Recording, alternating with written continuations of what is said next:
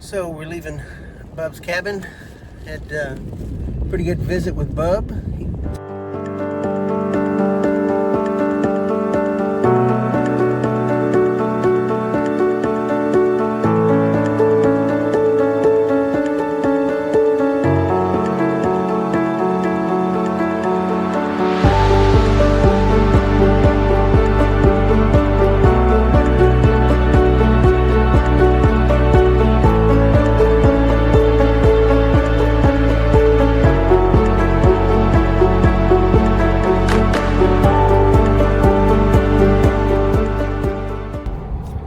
So we're headed to Hall Creek Falls to meet up with a couple of guys, and then from there we're going to go to Car Wash Falls. From Car Wash Falls we're going to go to Union Schoolhouse. From Union Schoolhouse we're going to go to Bub's cabin, and then that'll be the end of the day.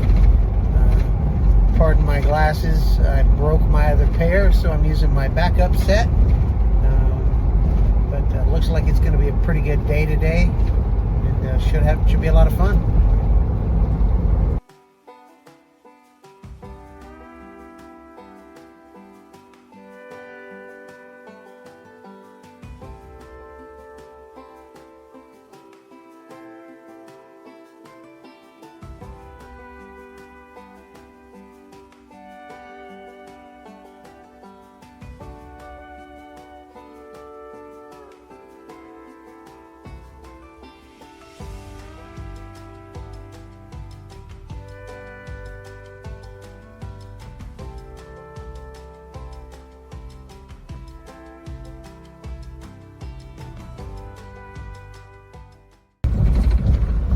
So Hall Creek Falls Car Wash Falls was disappointing. The water is barely even running.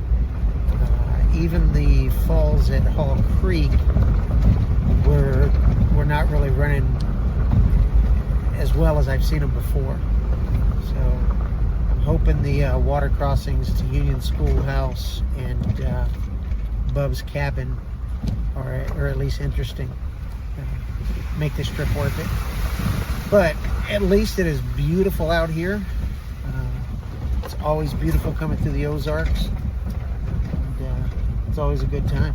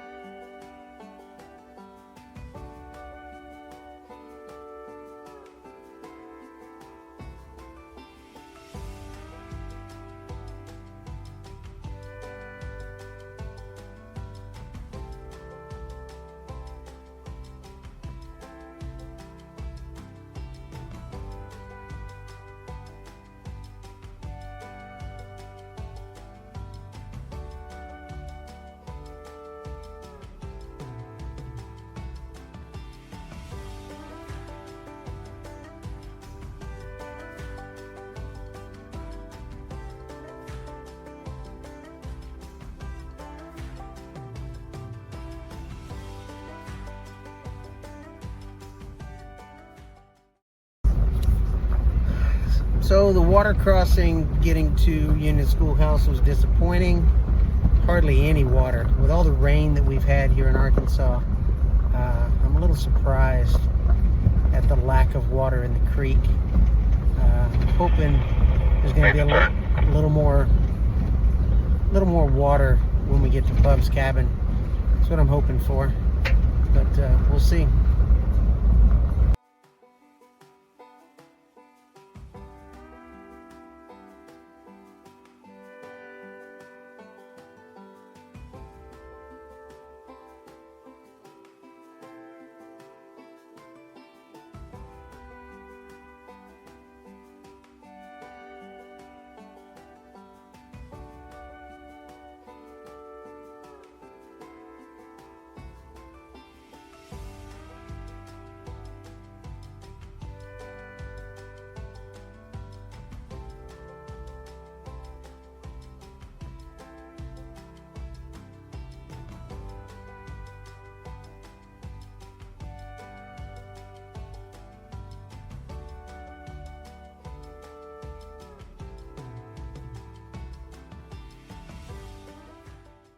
I got that. They give at them boys, they thought, boy, we don't want that. You know, no, they just broke his heart. Yeah. We don't want that. We want Video games or games something. on video and stuff like that stuff. Yeah. Yeah, gone are the days where your parents say, "Get outside, get out there, go play." Now then, used to they made your kids come in. Now you have to make your kids to get out. Yeah, Yes, sir. I grew up out in the And country. okay, we had a hard time getting to school when I was a kid. Yeah. Now then, that bus runs all these houses. Yeah. I mean, we had to catch somebody. There wasn't no buses. We had to catch those makeshift buses riding in the back of a pickup, you know, the tarp on it, you know, and such and such, and catch another bus and chick around like that, you know. But before us, everybody walked. I don't care how far it was or what the weather was, everybody walked because there wasn't nothing to. At 34, and so I started school in about 40, you know. And Yeah. then, maybe before that, my mother taught school and she walked 2 miles. So you're from right here in the same county, right here in the same area you grew up. Yeah. Down Hagerville way. And about everybody lived in an old house like this.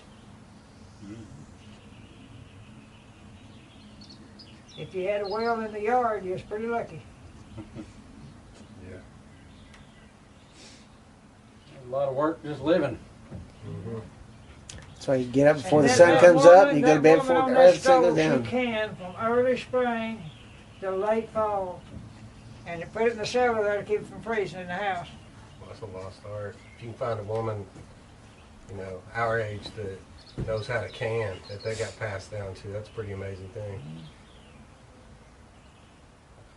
I'll be asking country Oh, girls, you should you know how to spring of the can? year. I mean, the grocery store was selling, you know, Mason fruit jars. I mean, Yeah. there's a continually, you know, Yeah. because you got them broke, you know, and every year you had to kind of buy another dozen or so, you know. Now then, you never see them for sale.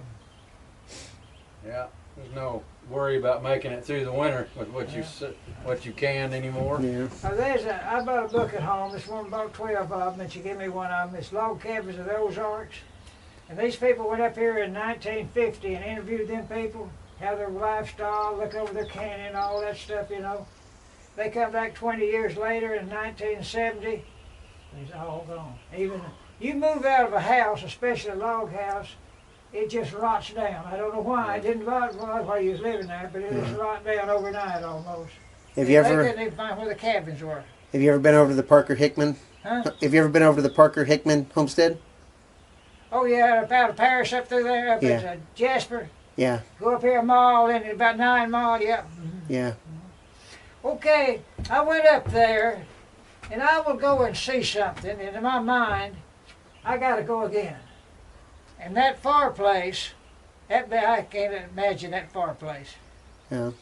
That man carved that fireplace out of the quarry, a 6x6, a 6, you know, enough to count the judge and count the, so he wouldn't get the seams in the same place. And I mean, it's tight. Yeah. I wonder how he moved it. Mule.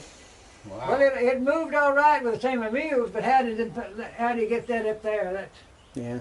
2 stories high. Or maybe they did it like the pyramids. They built a big dirt ramp and then took it down after they got Well, up they there. just, that was impossible.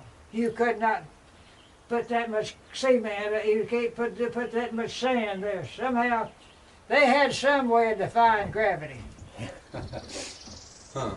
I don't know how you could, but anyway, I don't know. That's the only explanation. There's a rabbit right there. Yeah, there is. Friendly, yeah. You been feeding him? Nope. No. I guess they got plenty to eat on there. Huh.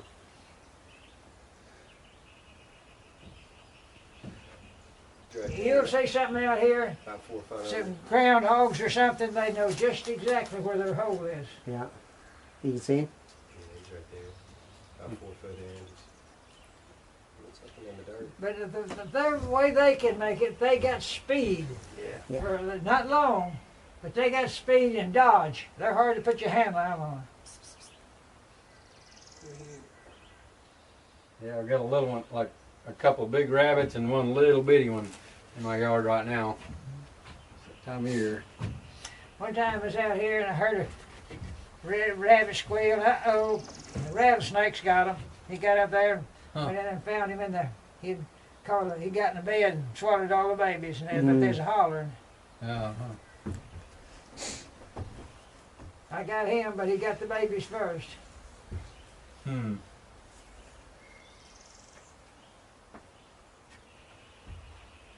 My grandpa was telling me about a big rat snake that kept going through a knot in a log to get in the chicken house. Uh-huh. And so he put an egg on each side of that hole, and the snake swallowed one, and then went through the hole and then swallowed the other one. Couldn't get in and he out. couldn't get out, so Well, now, they will get him. they say a snake will get out here, have something like that, and squeeze around it and snake it.